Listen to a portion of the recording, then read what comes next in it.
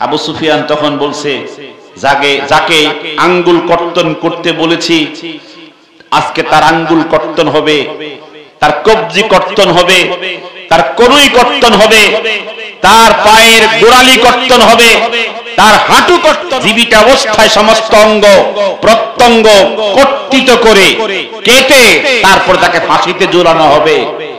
যারা যে দায়িত্বপ্রাপ্ত কাজ শুরু করো। সাঈদ ইবনে আমের কাফের 22 বছরের, সে বলছে আমি তাকায়া দেখছি যখন আবু সুফিয়ান নির্দেশ করেছে তখন খঞ্জর দিয়ে বিভিন্ন রকমের অস্ত্র দিয়ে খুবাইবের উপরে হায়নার মতো হিংস্র জানোয়ারের মতো সবাই ঝাঁপিয়ে পড়েছে,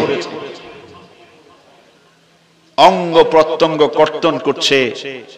আর আমি, সাঈদ বলেন, আমি শুধুমাত্র শুনতেছি এই কষ্টে, এই ব্যথায় খুবাইব কি শব্দ উচ্চারণ করে। আমি তখন দেখছি এতক্ষণ তার কালেমার শব্দ শোনা যাচ্ছিল না। যখন আঙ্গুলের, পায়ের আঙ্গুল যখন কাটা হচ্ছে, হাতের আঙ্গুল যখন কাটা হচ্ছে, তখন খুবাইব বলছে একটু উঁচু শব্দে, লা ইলাহা ইল্লাল্লাহ। এই কালেমা ছাড়া আমি আর কিছুই শুনছিলাম। আঙ্গুলগুলো যখন জমিনে পড়ে যাচ্ছে, কেটে কেটে যখন ফেলে দিচ্ছে, খুবাইব বলছে আল্লাহুম্মা আহসিহিম আদাদা ওয়াকতুলহুম বাদাদা ওয়ালা তুগাদির মিনহুম আহাদা। বদদুয়া দিছে। কি দিছে? কে? খুবাইবের বদদুয়া কি কবুল হবে না? কথা বলেন না কেন? এই সময়ের দোয়া কালা শুনতো না?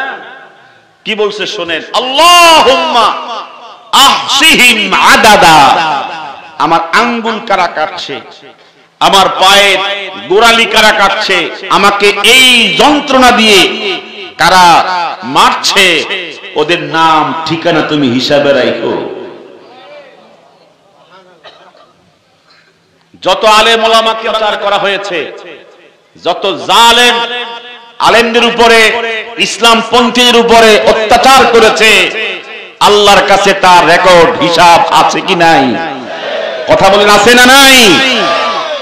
খুবাইব বলছে আল্লাহুম্মা আহসিহিম আদাদা ওয়াকতুলহুম বাদাদা। ওরা পালাতে চাইবে, আল্লাহ ওদেরকে পালানো অবস্থাতেও মুসলমানদের হাতে, ইসলাম পন্থীদের হাতে এদেরকে কি করো? হত্যা করো। ওয়ালা তুগাদির মিনহুম আহাদা। এই জালেম একজনকে তুমি ছাড় দিও না। কথা কোন? একজনকে তুমি ছাড় দিও না। খুবাইব এই দোয়া, এই বদদোয়া করছিল।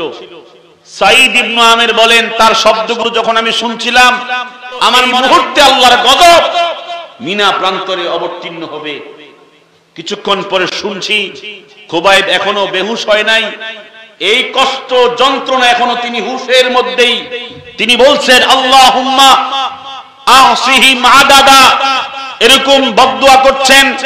আর কাফেরদের দিকে লক্ষ্য করে বলছে, আজকে আমি দুর্বল, আমি আজকে অত্যন্ত মজলুম, তবে শোনো, লাস্তু উবালি হিনা উকতালু মুসলিমা আলা আইদি শাইইন লিল্লাহি মাসরাই ওয়া যালিকা ফি যাতিল ইলাহি ইন ইয়াশা ইউবারিক ফি কুল্লি শিলবিন মুমাজ্জাই। এই কথাগুলো বুখারীতে এসেছে।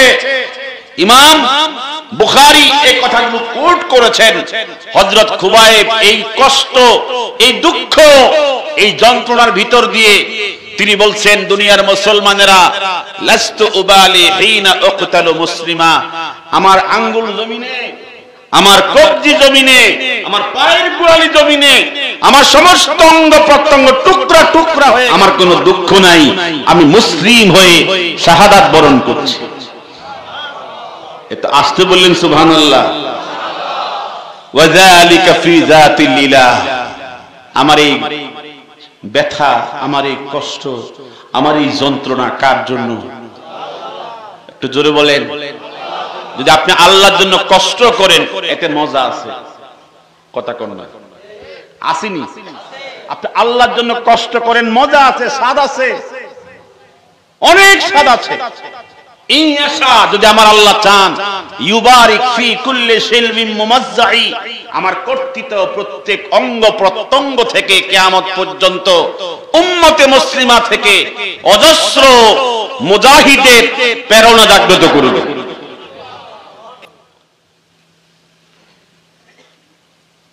আশ্চর্য হবেন, সাঈদ ইবনে আমির আল জুহানি বলেন, এই দৃশ্যগুলো যখন দেখছি আমি সিদ্ধান্ত নিয়েছি খুবাইবের পথে আমিও হাঁটবো, আমিও খুবাইবের দ্বীন গ্রহণ করব, আমিও খুবাইবের নবীর সোহবত নেব। খুবাইব ইবনে আদিকে শহীদ করা হয়েছে, ফাঁসির মঞ্চে ঝুলিয়ে নবীজিকে সালাম দিয়েছে, সালামান ইয়া রাসূলুল্লাহ, আমি মিনা প্রান্তরে শহীদ হচ্ছি, আমার পক্ষ থেকে আপনাকে সালাম দিয়ে জীবনের ইতি টানছি, আমার আল্লাহ আমাকে এখন কি করবেন, উঠিয়ে নিবেন।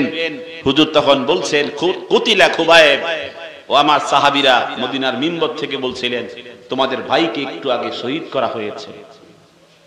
বলছিলাম নবীজির হাতে গিয়ে ইসলাম গ্রহণ করেছেন কে বলেন? সাঈদ ইবনে আমির, সাঈদ ইবনে আমির আল জুহানি ইসলাম গ্রহণ করেছেন, নবীজির সঙ্গে জিহাদ করেছেন, সিদ্দিক আকবরের সঙ্গে জিহাদ করেছেন। আয়াতের সাথে সম্পৃক্ত রেখে বলতে চাই, ওমর যখন খলিফাতুল মুসলিমিন, তখন নবীজির এই ওমর বলছে সাঈদকে, তোমার সততা, তোমার নিষ্ঠা, তোমার আদর্শতে আমি অত্যন্ত মুগ্ধ। হে সাঈদ ইবনে আমির, তুমি অনেক কষ্ট করে ইসলাম গ্রহণ করেছো, আজকে আমি তোমাকে মন্ত্রিত্ব দিতে চাই। বলেন কি দিতে চাই? তোমাকে আমি হেমস প্রদেশের গভর্নরের পদ দিতে চাই। তখন এই সাঈদ ইবনে আমির বলেছেন, আমি আমার এই জিন্দেগি যেভাবে আল্লাহ সন্তুষ্টির জন্য সাজিয়েছি, আমি মন্ত্রিত্ব গ্রহণ করলে আমার এই সমস্ত রুটিন কি হয়ে যাবে, বেশ কম হয়ে যাবে, আমার রাতের ইবাদত, দিনের ইবাদত সব এলোমেলো হয়ে যাবে। আমি আপনার কাছে মন্ত্রিত্ব পদ থেকে মাপ চাই। কেউ পদ পায় না আর কেউ পদ নেয় না। কথা বলেন।